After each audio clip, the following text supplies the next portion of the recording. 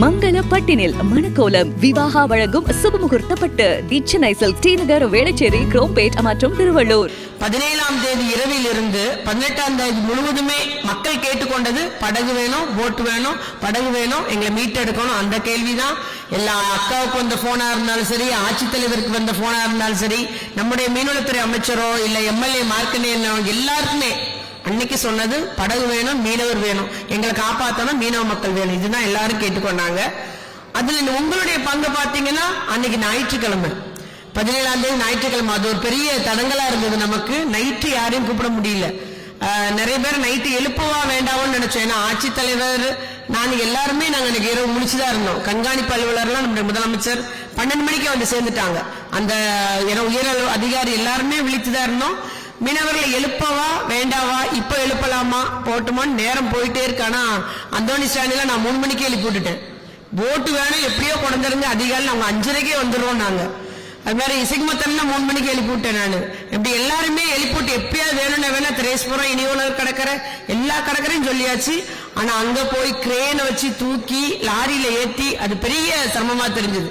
எனக்கு அந்த சிரமத்தை அன்னைக்கு தான் உணர்ந்து ஈஸியா வந்துருன்ற மாதிரி நினைச்சோம். அந்த போட் வெயிட் எல்லாம் ஈஸியா தூக்க முடியாதுன்றத அன்னைக்குதான் நான் உண்மையில தெரிஞ்சுக்கிட்டோம். உங்களுடைய அந்த போட்டு அங்க கடல்ல இருந்து வெளியே கொண்டு வரது எவ்வளவு சிரமம்ன்றது தெரிஞ்சுக்கிட்டோம். ஏன்னா எல்லாரும் எடுத்து 8:30 வந்து சேர்ந்தது. 8:30 வந்தப்புறம் எல்லாரும் இங்க வாங்க அங்க வாங்கன்னு உங்களுக்கு டிமாண்ட பாத்தீங்கன்னா மீனவ மக்களை ஒவ்வொருவரும் கொண்டாடுறாங்க. தம்பி இங்க வந்துருங்க, தம்பி அந்த தெருக்கு வந்துருங்கன்னு ஒவ்வொருத்தரா போய் ஆனா நீங்க சளைக்காம வேலை செஞ்சீங்க. அன்னைக்கு சாப்பிட கூட இல்லை. சாப்பாடே 3 மணி 4 மணிக்கு தான் சிலர் நாங்க வற்புறுத்தி தான் கொடுத்தோம். தயவுசே சாப்பிட்டு வேலை செய்யுங்க.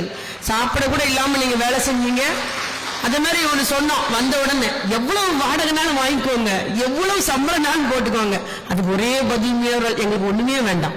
எனக்கு ஆச்சரியமா இருந்தது. எனக்கு ஒண்ணுமே வேண்டாக்கா, எங்களுக்கு இந்த திருப்தியே போதும், ஆத்ம திருப்தியோட செய்யறோம். நாங்க தண்ணியில போடுறதுல எங்களுக்கு மேட்டரே இல்லை. நாங்க இரவுல தான் போவோம், கடல் இருட்டாதான் இருக்கும்.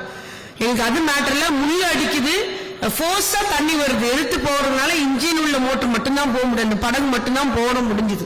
அது ஒண்ணுதான் சாதாரண போட்டை எங்களால தள்ளி கொண்டு போக முடியல அப்படின்னு சொன்னாங்க. ஆனா மன திருப்தியா வேலை செஞ்சாங்க.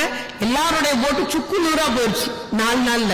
ஏன்னா கடல்ல மண்ணில் போறத ரோட்ல தேய்ச்சி எல்லாமே உடஞ்சு போச்சு, தூள் தூளானது. அதுக்கு கூட அவங்க இதை என்ன பண்றது சரி பண்றதுக்கு உங்கள்கிட்ட கேட்க மனசு இல்லை. உங்களுக்கு அவ்வளவு ஒரு ஈடுபாட்டோட நீங்க சரி பண்ணி தாங்கணும், வாங்கி கொடுக்கணும் கேட்கல. எல்லாம் நுழைஞ்சு போச்சுக்கான்னு சொன்னீங்க. நம்ம சில இதுக்கு வாங்கி கொடுத்துட்டோம். இன்னும் சிலர் கூட போட்டு கிடக்க அண்ணா நகர்ல, தம்பி ஏன் தூக்கலன்னு கேட்டேன். இன்ஜினை யாரோ களவு பண்ணிட்டு போயிட்டாங்கன்னாங்க. நான் வாங்கிக்கலாம் வாங்க தம்பின்னு சொல்லி கூப்பிட்டேன். ஆகவே அந்த அளவுக்கு உங்களுடைய பணி தூத்துக்குடி மாணவர் மட்டும் சொல்லல, எல்லா இடமும் திருநெல்வேலியா இருந்தாலும் ஏரலா இருந்தாலும் எல்லா இடமுமே அன்னைக்கு உங்களை அழைத்து உங்களுடைய பணியினுடைய உங்களுடைய வேலையினுடைய உங்களுடைய முக்கியத்துவம் அன்னைக்கு எல்லா மக்களுக்கும் தெரிஞ்சது.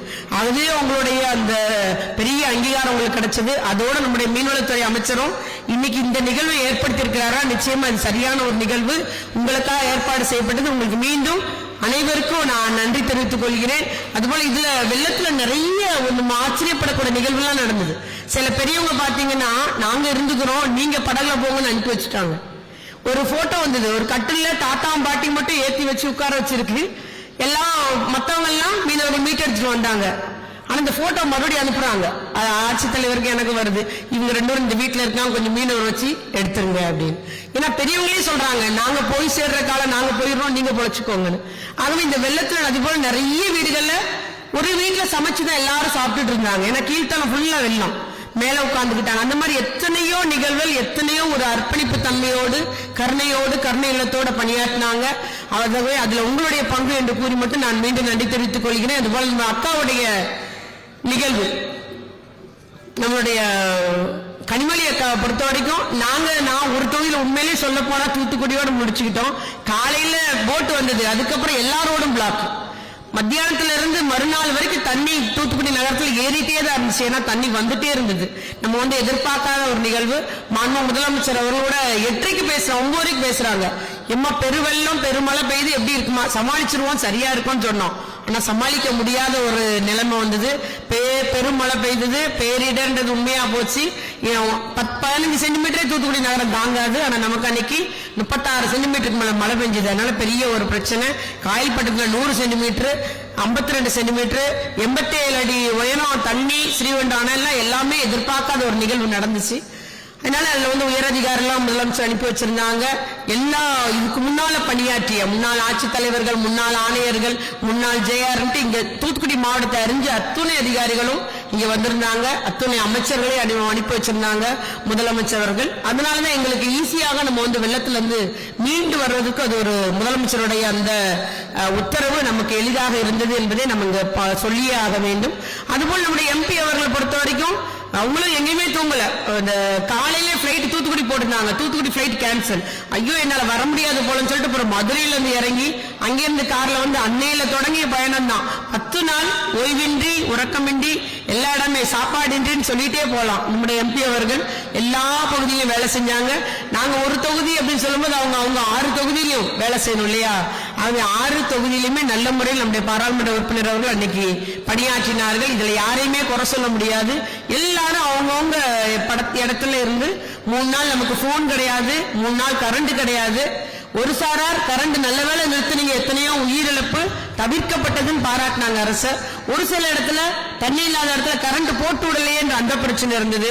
ஆனா நம்ம எல்லாம் இணைந்து எல்லாத்தையும் சமாளிச்சு நம்முடைய முதலமைச்சருடைய தலைமையில அவருடைய ஒத்துழைப்போடு அவர் உத்தரவுப்படி நாம் எல்லாம் இணைந்து அதிலிருந்து மீண்டு வந்துள்ளோம் என்பதை மட்டும் மகிழ்ச்சியோடு தெரிவித்துக் கொண்டு மீண்டும் அனைவருக்கும் நன்றி கூறி அமர்கிறேன். நன்றி, வணக்கம்.